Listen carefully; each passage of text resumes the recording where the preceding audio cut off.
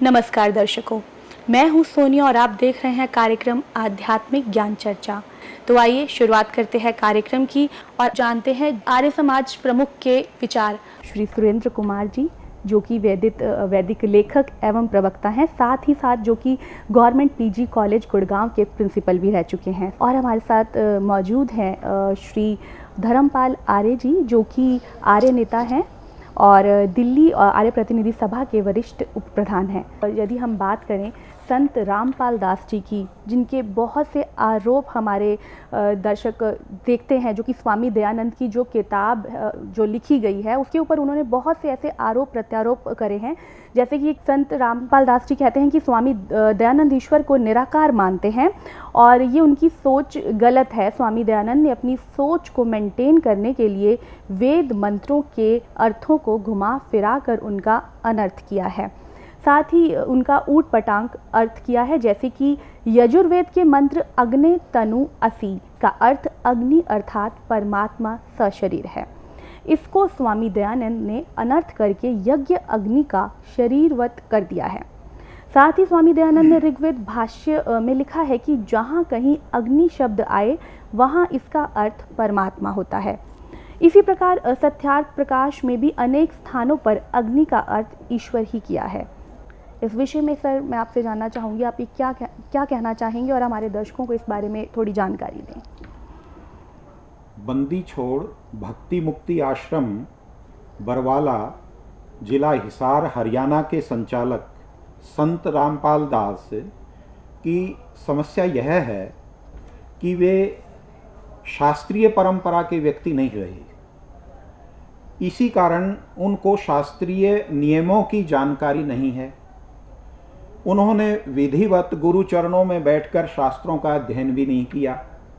वेद वेदांग आदि शास्त्रों का अध्ययन न करने के कारण वे वेदांगों के मर्म को, वास्तविक रहस्य को नहीं समझ पा रहे हैं। वे विशुद्ध रूप से हिंदी भाषा का ज्ञान भी नहीं रखते, उसका शुद्ध उच्चारण वे नहीं कर सकते और संस्कृत तो उनके लिए बहुत ही कठिन है। उसके नियमों की जानकारी, वेद के अर्थों को करने के नियमों की जानकारी उनको नहीं मिल पाई है।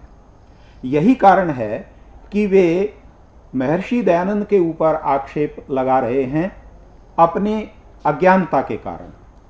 महर्षि दयानंद ने वेद वेदांग शास्त्रों को अनेक वर्षों तक गुरु चरणों में बैठकर पढ़ा है और महर्षि के जीवन काल में काशी के विद्वान भी उनके वेदार्थों में किसी प्रकार की कोई त्रुटि नहीं निकाल पाए।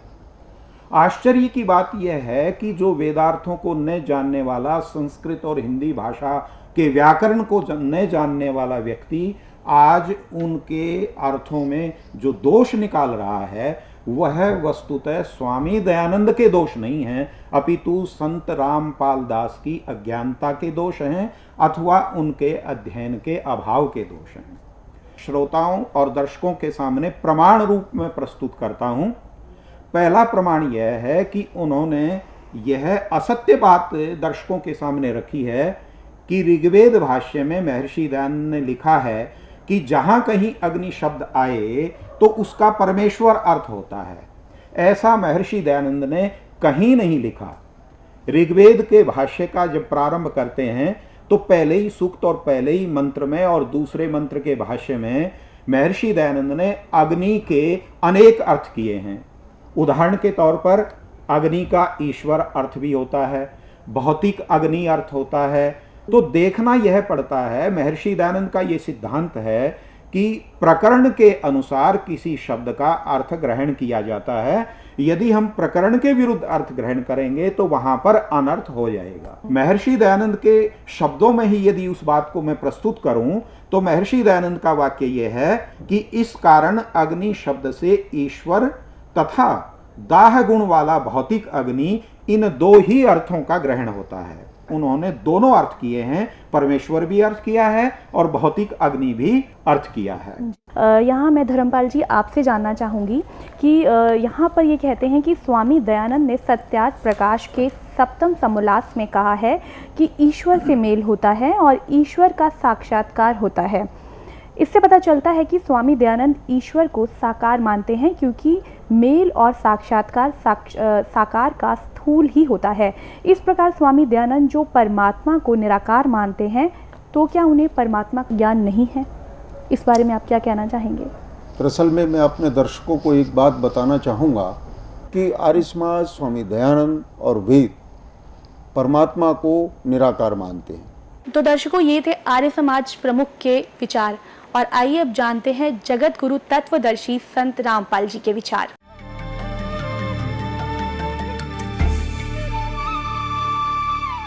महाराज जी, परमात्मा साकार है या निराकार है? परमात्मा सर्वव्यापक है या एक स्थान पर रहता है?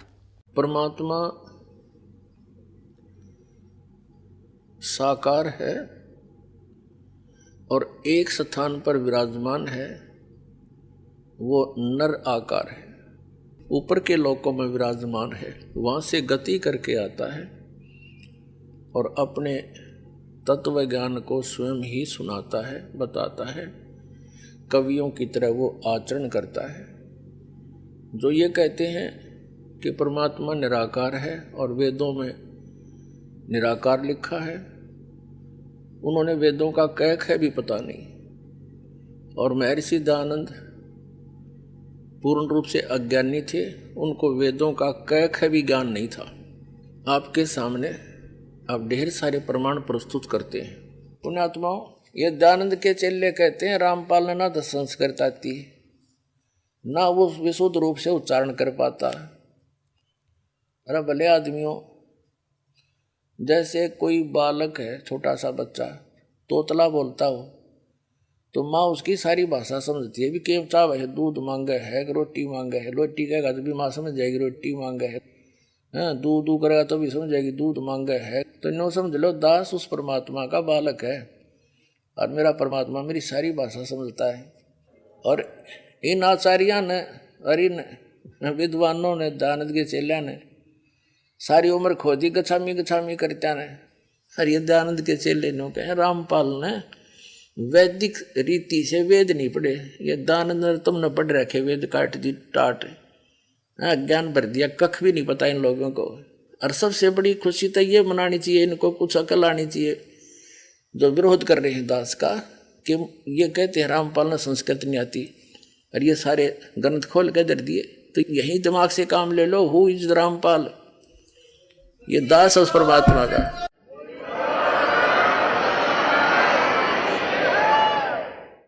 ये रामपाल दास उस परम पिता का, उस परमेश्वर कबीर देव का दास है। उसकी दी हुई बुद्धि से सब सद ग्रंथों को समझा है। कहते 9 मन सूत उड़ जिया, ये ऋषि रहे झकमार, और सतगुरु यानी तत्वदर्शी संत ईसा सुलझा दे। उड़ जाए दूसरी बार, अब ईसा सुलझा दिया है। इस कलयुग में नहीं उड़ सकता अभी। अब ये थोड़े से दिन में ये ट्या ट्या करने वाले हैं ना विरोधी, सिर पटक कर बैठ जाएंगे। जनता इन्हें बोलने नहीं देगा। बच्चा बच्चा भी बस चुप हो जाओ, तेरे दिन सुन ली तुम्हारी ये बकवाद।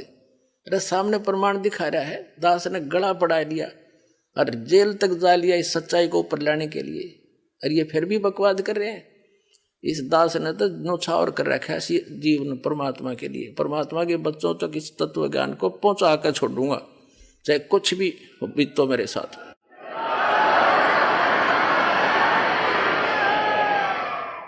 गदर मचा रखा है नकली संतों, आचार्यों, शंकराचार्यों ने। दुनिया डबो दी, इतने बोल जी उनको नाश करें। इनको पता नहीं कि इतना कीमती जीवन है इनका, और इस सत साधना से इनको यहाँ भी सुख है और वहाँ जाएंगे जहाँ सदा सुखी। जा जाने के बाद फिर साधक कभी लौट कर नहीं आता।